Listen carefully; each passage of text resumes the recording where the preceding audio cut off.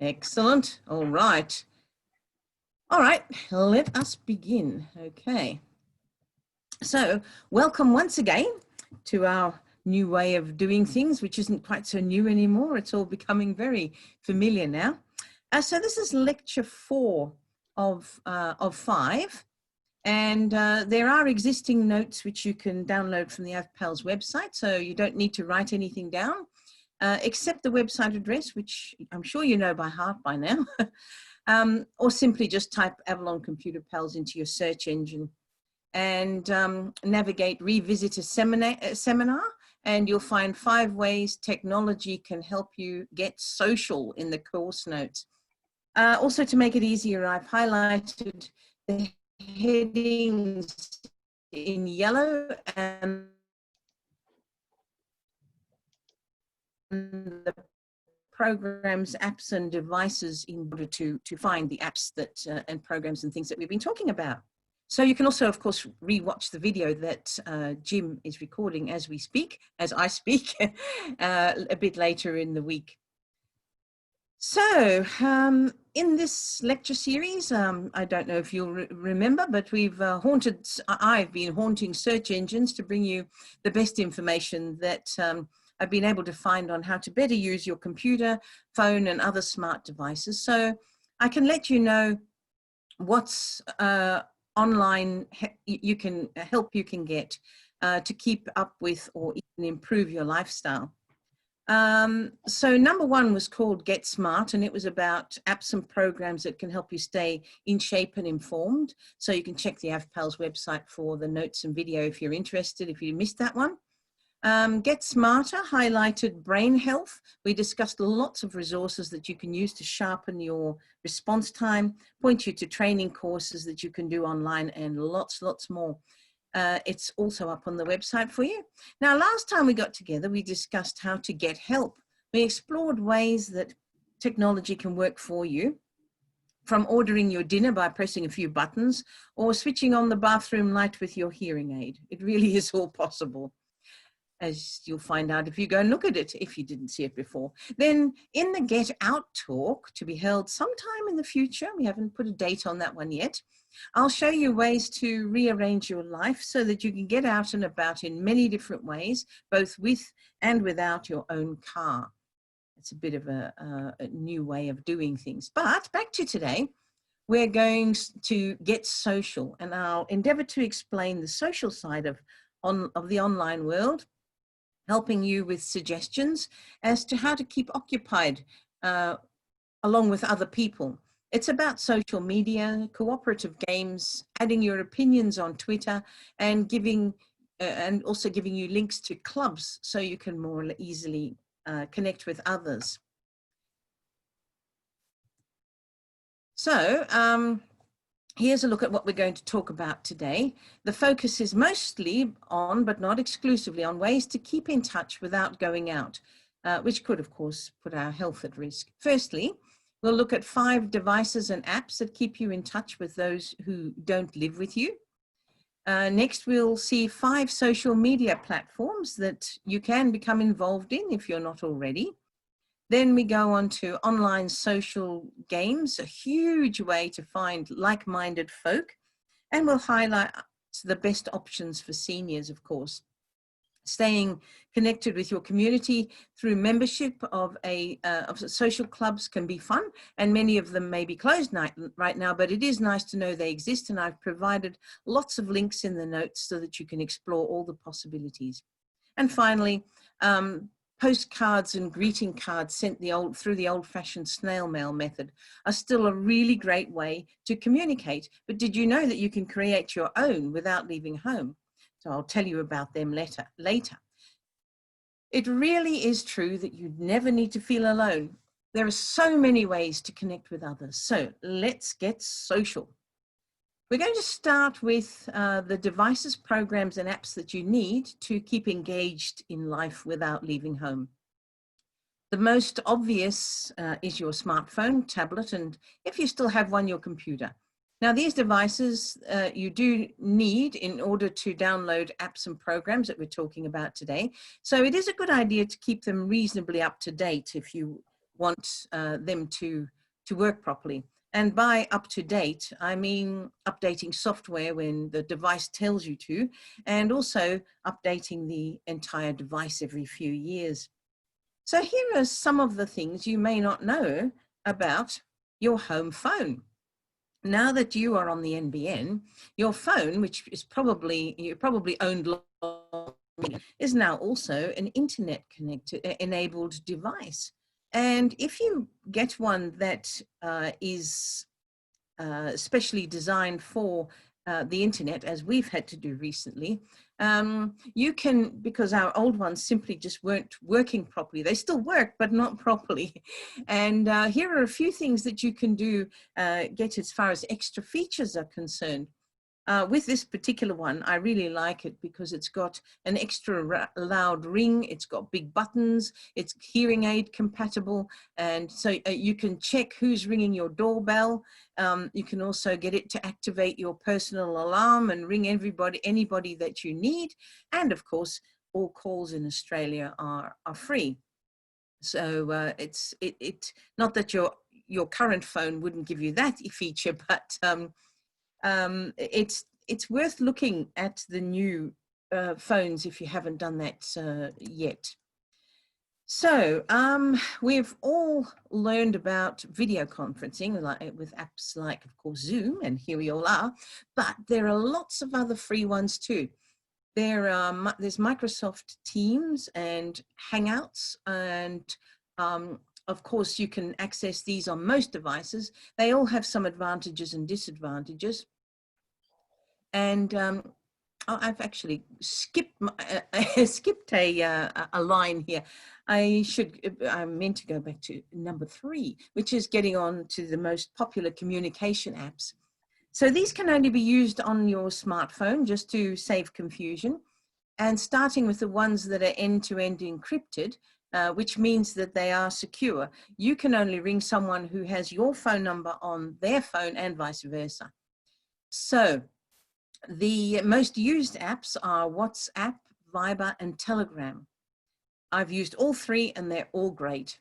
They allow you to chat with your voice and video and send and receive messages, so you can instantly see if your message has been received and seen. You can leave voice messages, you can attach photos and use emojis. Now, I didn't include Facebook Messenger in here because you need a Facebook account and some people don't want that. So basically, it does all the same thing as the apps that I just mentioned. And of course, it is a very popular one. So now on to the next ones, and that is the Zoom, etc. So there's Microsoft Teams and Google Hangouts that can be accessed on most devices. They all have, you know, as I said before, some advantages and disadvantages, but I've provided a link to a comparison article about them if you're interested. I must say, I, for one, am extraordinarily grateful that I've been able to keep in touch with lots of different people during the COVID-19 restrictions, and that you've joined me on just such a special, free, convenient piece of technology today. Thank you. I really do appreciate it. So FaceTime and Skype, they're the ones that a lot of people are very, very familiar with. I don't own an Apple device, as FaceTime is only available on the Apple, but I do know lots of people who keep in touch with their loved ones on that app. Now, Skype has been around since the 1990s, and I used to use it back then. I recall being able to speak to my sisters living across the other side of the world. And Microsoft bought Skype. I have to say that I don't find it quite as useful, and also I've really grown rather attached to Zoom. But if that's what you're used to, or it's all that the person at the other end of the phone at the connection has, then it's perfect. It's still free to use except when you make calls to landlines, and even then it's still cheaper than using your home phone for that. So we all know that computers have a reputation of having a high fail rate compared to many other things that we use regularly. So of course there are a gazillion jokes about it on the internet. So I picked this one for you to giggle at.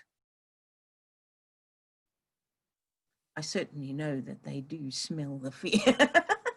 And I know that Jim knows that too. All right, moving on. So I don't know if you recall your first ever email. I do. It was fun. Receiving an email that's addressed to you and you think, well, how does that work? So what was your first social media experience? Maybe we can talk about that when we unmute at the end. Tell me what you first experienced in terms of social media. What is it? Was it a chat room? Was it an email? Well, emails and chat rooms are still really great. Great way to keep in touch, but there is lots more now. So just so that we aren't here all day, I've listed only the 5 most popular names in social media. So the first one is, even if you've never ever used it, you have heard of Facebook. That's because it's the biggest. It's got 2.2 billion active users. That's not including the dead ones who are also still sitting there. What exactly is Facebook? Well, it's in short, it's a free social networking site that makes it easy for you to connect, share, and inform with photos and opinions with your friends and family and all the whole world, if you like. There's, of course, nothing is really free, and Facebook is paid for by advertising that you see when you're scrolling down to see what your friends and family are up to. So every time you stop and look at something that's advertised, even if you don't click to open it, Facebook records your choice and starts to show you more ads like that. You do have choices about what you see, but you can never see no ads. I've given you a screenshot of my own Facebook page here, and I've had that for numbers of years now, and I quite like Facebook. I know a lot of people don't, but I think it's nice and friendly, and it is the only way that I can keep up with many of my friends. Now we move on to Twitter. In this presentation, it's not a bird noise, okay? It's a microblogging system that allows you to send and receive short posts called tweets. Tweets can be up to 280 characters long. They've changed it since it first started, and can include links to relative websites and resources. Now, all of my students in my one-to-one training at Avalon who've asked me to help them put them onto Twitter have done so in order to share their views instantly on ABC radio or TV. You've probably heard them say, send us a tweet or a text. So Twitter isn't about friending, it's about following. You can follow people you know personally, or you can follow artists or celebrities or politicians or projects that you're a fan of. Really, you can say whatever you like on Twitter. You also can say whatever you like on Twitter, so long as you keep your tweets to 280 characters long. Now, I've clumped TikTok and, sorry, what have I done? I forgot Instagram. Sorry, I've just got to go back to Instagram. Go back. Okay, Facebook. Okay, Instagram. Sorry, I did forget about Instagram, and it's a photo sharing app. You've probably heard of that one too. You choose to follow other people, and of course you can upload your own photos and videos and share them with your followers or select group of friends. You can also view, comment, and like posts shared by friends and people that you follow. If you have grandchildren and they've disappeared off Facebook and you're wondering why, chances are they are now on Instagram. So it's an incentive for you to, if that's an incentive for you to join, then go right ahead. Instagram also is a beautiful way to see lovely pictures of artworks, join causes, and expand your imagination. So we've been through Twitter, which isn't a bird noise, and I will now move on to TikTok and Snapchat. Now, I've clumped these two very different social media platforms together because they're generally only used by the younger set. So I listed them because they made it to the top 5 of the social media platforms list, but basically I've mentioned them because you want to see what your young people are sharing. So, and if you do, I've put most of the information that I've gathered in the notes for you to download. Suffices to say that TikTok is made up of short videos. You can search categories, for example, comedy, animals, sports, or you can use your phone contacts or social media followers to find people already registered on TikTok. Snapchat, on the other hand, lets users exchange pictures and videos called snaps that are meant to disappear after they've been viewed. So it's advertised as the new type of camera because the essential function is to take a picture or a video, use the add filters and lenses and other effects, and then share them with friends, and then they go away. Something of more interest to a broader audience was fifth on the list. So Pinterest, you may not have heard of it. I know several people who are addicted to Pinterest. It's a visual discovery engine for finding ideas like recipes and home style inspirations and collections of anything and much more. When you discover pins that you love, as they're called, you save them to virtual places called boards, which are intended to keep your subjects of interest organized and easy to find. And also, of course, you can follow people on Pinterest, and any subject at all is on Pinterest, believe me. I have a sister who is particularly fond of Pinterest, and she introduced me to it, but I haven't actually signed up myself because I haven't got time. Anyway, so I thought this was a good social media joke. Could this be one of your grandchildren? Right, moving along. So say you don't want to leave home yet, but you're getting cabin fever. Well, you can find lots and lots of things online which involve doing things cooperatively with other people. Often, of course, this is in the field of games, and that's what I've chosen to focus on. Games to play with others. So I know I've mentioned this before, but one of the world's most popular online games is Words with Friends. You join up, find people to play with, and off you go, earning points. As I was looking up more information about this game, I found the question, how do you know if someone is cheating at Words with Friends? The answer is, you can't unless you go to their house and check their browser history. Words with Friends is a lot about strategy and not just about knowledge. So don't worry about it if you think somebody is cheating. So, games to play anonymously. Just say you used to belong to a bridge club and now you can't, but you want to play. Well, you can call yourself something like Gladys Camby or Levitate, and you can be in your PJs and nobody would be any the wiser. So you can join an online bridge club and play anonymously with partners who only use pseudonyms.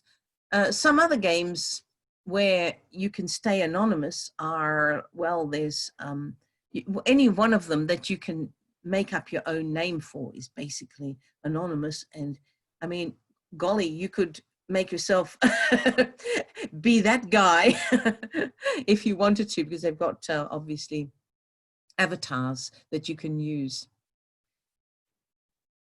So the best interactive games for Android.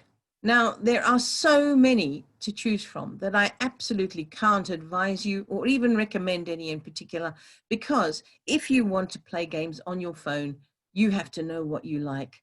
And I've provided lots of links to recommendations, but no actual games, because I do believe that it's so personal. It's not up to me. So the best interactive games for iPhone and iPad, the same thing applies to Apple products. The list is not quite as extensive as for Android, but there are still lots of options. And once again, I've given you 5 sets of links in the thing, so you can't not find something in there. Now, what about cross-platform games. These are for your phone, for your computer, for your Xbox or your kids' Xbox or PlayStation. Again, there are lots of choices of ones that you can transfer from one to another. Perhaps find out what if you want to play with your younger people, find out what they're playing and try and join in with them. It's a great way to learn how to use these online games, and especially the cross-platform ones. So you know that, of course, that games can be addictive, but I'm really not sure I would go for this one, whatever it is. Looks like fun, not. So even though some of them may be closed right now, there are lots and lots of social clubs around, and the ones I'm going to mention are mainly on the northern beaches. So check these out and see if they fit your social requirements. So lots of clubs, of course, are oriented towards sports such as bowling and petanque and swimming and lots more. Again, there are lots of links to these ones, and they're all on the northern beaches. Another group of clubs is like the one you already belong to. It's learning clubs. Sorry, social clubs, my apologies. They include book clubs like the Mona Vale Library, if you want to join one. Then there's the Men's Shed, if you want to build something or just share some time and help others with their projects, and many, many others, again, with in the local area. Then there are, of course, clubs like Avpals. There aren't that many on the northern beaches. And of course, Avalon Computer Pals is the one you love the most, isn't it? There are also arts and crafts groups that you can, where you can learn things. There are knitting groups, again, book clubs and much, much more. So once again, I've listed them in the notes because I don't know what you like. It wasn't worth putting into the presentation because I don't know everybody personally. So the next one is religious groups. They're an easy way to get involved with a like-minded community. I've given mostly links to churches and their whereabouts, but there are some that are simply Christian oriented. Apologies if you want to find out where places of worship for other religions are, but they don't seem to be in our area that I found anyway. But you know if you needed to talk to them anyway. So now if you happen to come from somewhere else in the world and you'd like to connect with your with like-minded people or like origin people, then there's going to be an expat club to suit your needs. I'm not saying they're all on the northern beaches, but I know there's the Austrian club and the Dutch club in French's Forest, and there are lots of others dotted around Sydney. I've put, again, information in the notes. So as I'm not a sports person, but I am a member of 2 book clubs, I decided a book club joke was the fun way to go here. Kind of cute. All right. So I'm sure that each one of you will know somebody who is less technically oriented than you. Might be your partner, might be somebody else, but all the following apps do much the same thing, but they differ in both price and features. I've provided a link to the comparison tables, to a comparison table in the notes. So here is a summary of what I found. First of all, I did not know this existed until I started researching it, that Australia Post has now got a postcard app. So you just take a photo with your camera on your phone camera, and the app will convert your image into a high quality physical postcard, including a friendly handwritten font, and then deliver it to the domestic or international address of your choosing. As I say, I'm very surprised that that's so, and I'm going to download it very shortly. The next one I chose is TouchNote because I've used TouchNote thanks to Greg. He put me onto it many years ago. or probably about 5 years ago, he put me in touch with TouchNote. It's another postcard app. You have it on your phone, and it creates postcards and greeting cards for any occasion. It's amazingly simple to use. Postcards start from $2.99, but you can get a discount if you purchase a package. And that includes international postage. There's a decent selection of fonts for the back of the postcard. And of course, you can even create a custom stamp these days. You couldn't do that previous versions of TouchNote, but you can now. Postgram is one of the more affordable postcard apps. There's plenty of backgrounds with templates available for any occasion. And the option is to adjust the colors, which is a very nice touch in this particular app. While the app works well with both iOS and Android, it would have been better if you had the option to see the back of the card before shipping. You can do that on TouchNote. So the next one is one called PopCart. This has some really great features. The postcards start from $1.80 without a stamp. And if you want to actually send the card, you're looking at another $1.50 for shipping. So even though it's slightly more expensive, PopCart does offer a ton of attractive templates for any occasion. And the option to add a custom signature is an added bonus. And the last one is PostSnap. It makes it easy to choose images for your postcard, as you can select images from your Facebook and Instagram accounts. So that's what's different about this one. You can get them from outside your own phone. So for example, if you wanted to send a picture of somebody else on their birthday, you can choose your pictures from, like I said, Instagram or Facebook.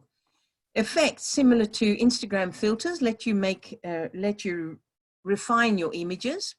And also they have a QR code, one of those funny little codes in black and white that's got all the little sort of funny looking things that you point your phone at. It's printed on the back of the card, and it's a great way to allow your recipient to easily reply. So 2-size postcards are available for different prices. So if you've got a special photo that you'd like to share with someone special, then you can send them a personalized postcard without leaving home. I have a suspicion this one might be a mashup, but you can do that as well. So that's the end of this presentation. So don't forget, if you want to see it again, go and get the notes, go to the Avpals website, download the information I've just given you.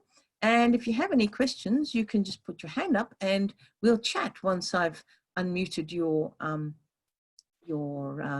microphone, or you've unmuted your microphone. So I'm going to get rid of that and go to gallery view and hand back to Jim. Right, thank you, Saskia. That was, as always, an excellent presentation, and I'm sure it must have generated 1 or 2 questions. So stick your physical hand up, as we say, and I'll pull you to ask. So we start off with Mary. Oh, I was just actually changing the screen, but I do have a question. Saskia, we've only just been connected to NBN within the last 6 weeks, but we haven't gone to it yet. So Newport's only just got it here. Oh, so when you were talking about your home phone, one of the points you said you can see who's at the front door. How does that work? Is it well? You'd have to buy a new phone for that. Yes. And yes. the phone that I showed you, the Oricom one, yes. it allows you to connect to install it at the front door, the front door thing as well, to show you. So the screen on the front door would have to be from them as well, and it just links to the other. And the same with the device you wear around your neck if you're feeling a bit so on. It also connects to the phone, so the phone connects to many things. Okay, thank you. Jerry's got her hand up. Okay. Hi, Sherry. Hi, Saskia, you also mentioned you could connect it to your hearing aid. How does that work? Ah, well, I have a husband that's very, very deaf. that's why he didn't hear you say you were going to murder him. I say that all the time. Because he's very, very deaf.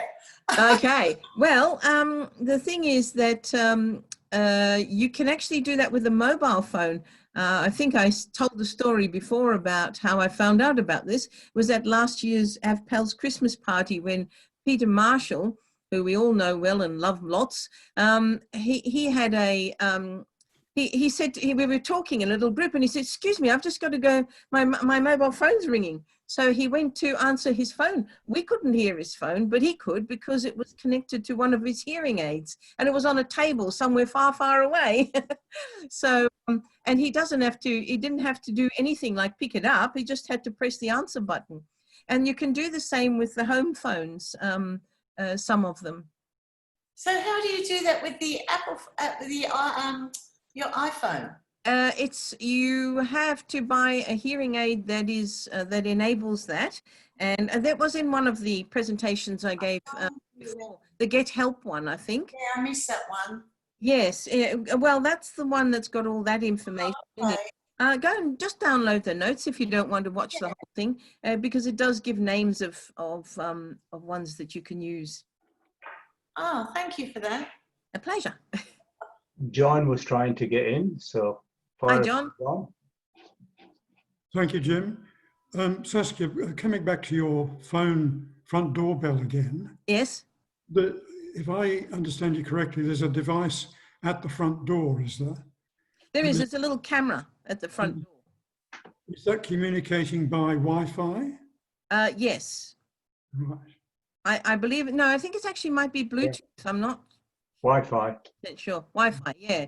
And that means it can go, of course, throughout your house, and many things can. You can have your TV looking at your front door if you want to, when it's connected like that.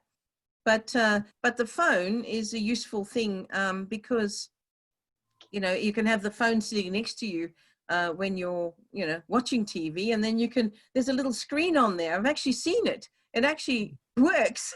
Seen it. Somebody's just picks up the phone, looks at the little screen, and they can see who's at the front door, presses the button and lets them in. Do you know by any chance what the range would be? No, It depends on your Wi-Fi, John. As long as you can get a good Wi-Fi signal, it will be a reasonable range.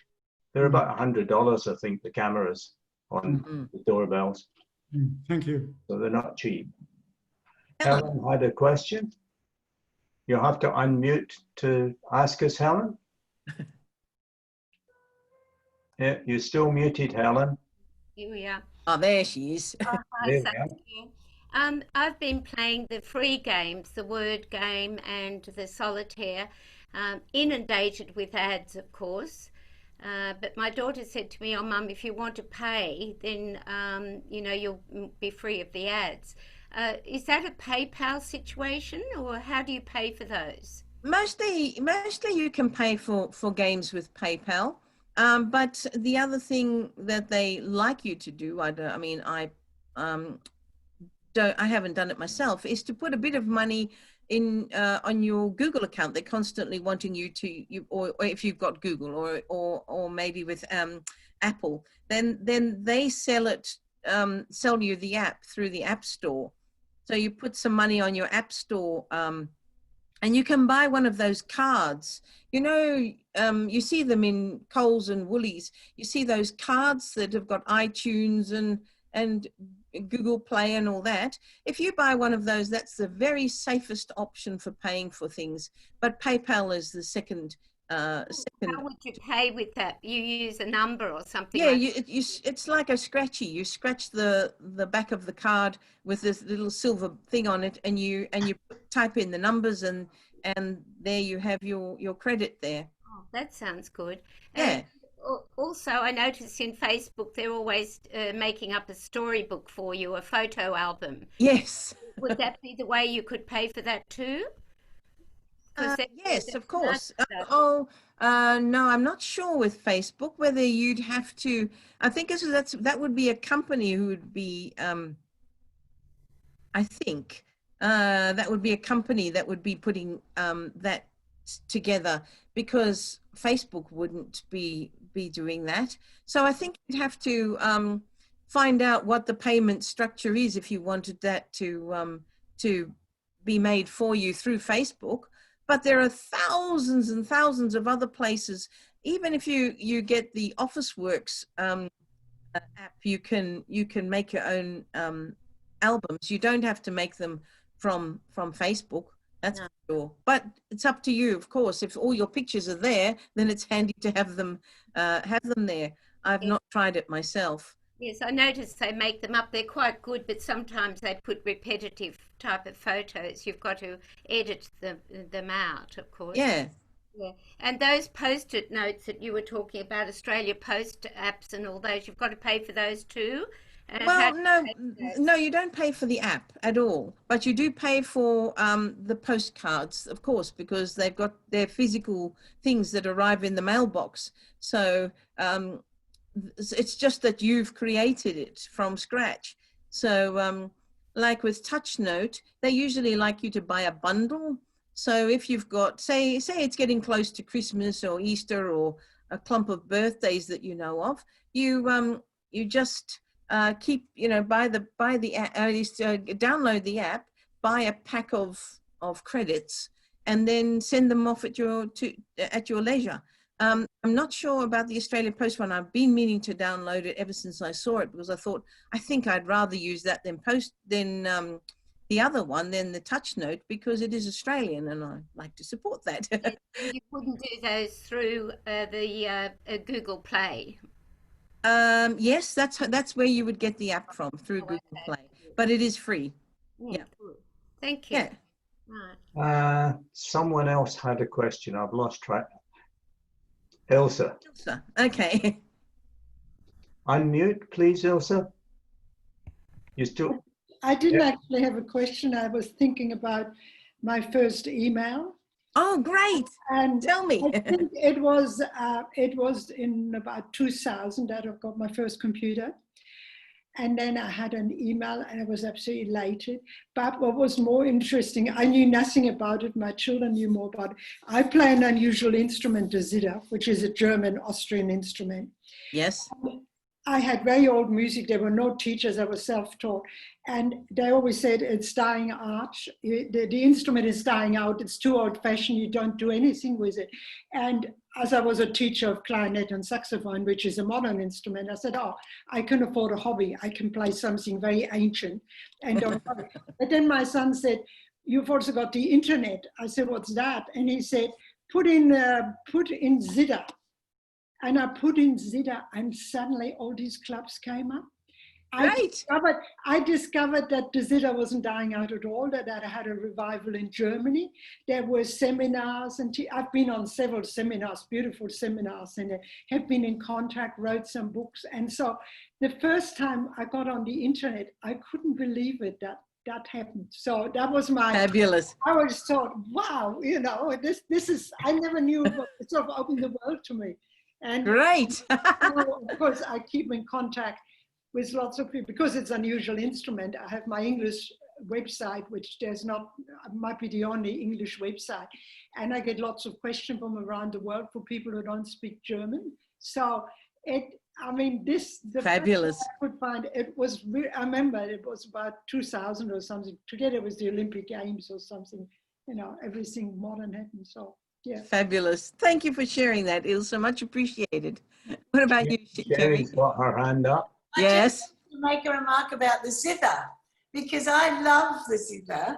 And when we lived in England, nearly 50 years ago, there used to be an English woman.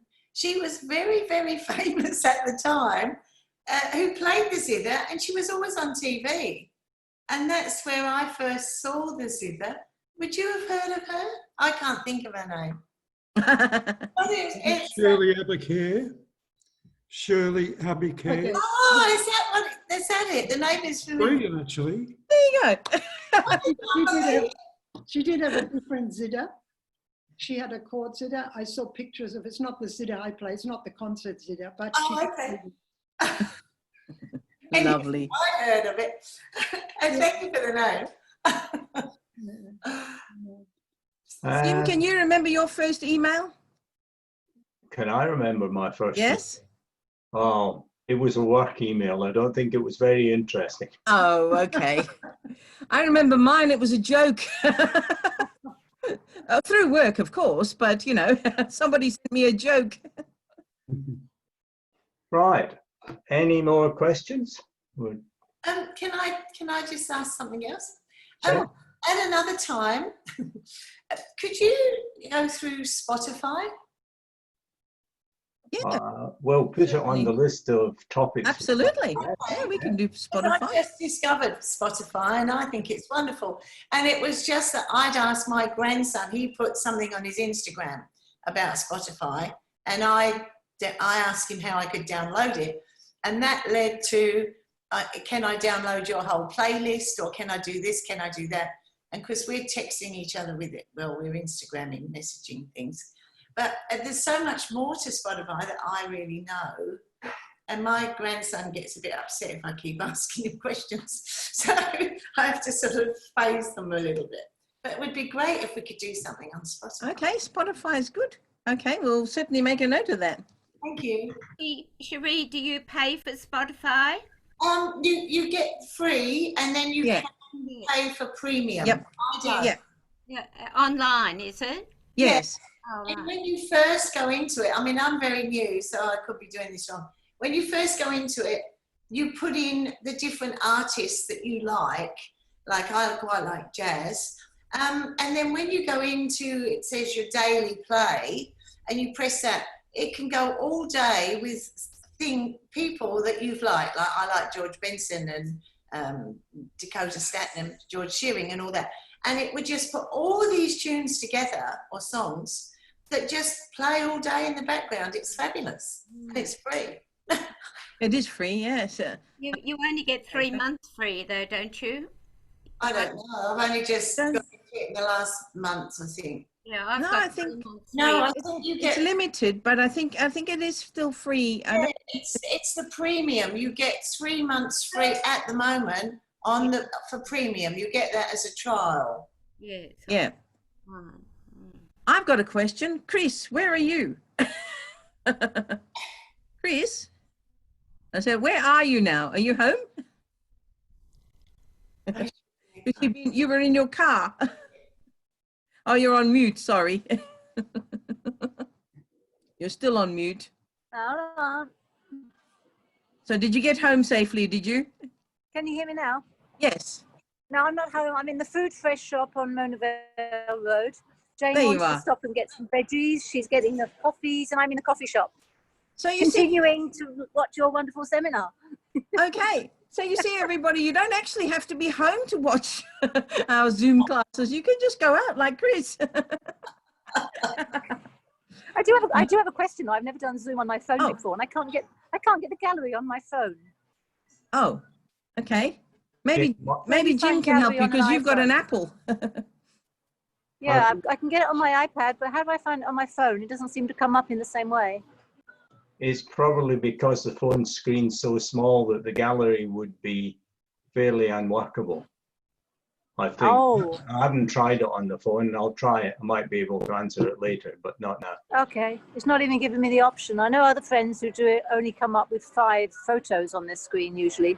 Yeah, But well, anyway, take up a lot of it's room. worked perfectly in the car for the last half an hour. There you are, everyone. There's a tip from Chris. And now I'm in a cafe. Great.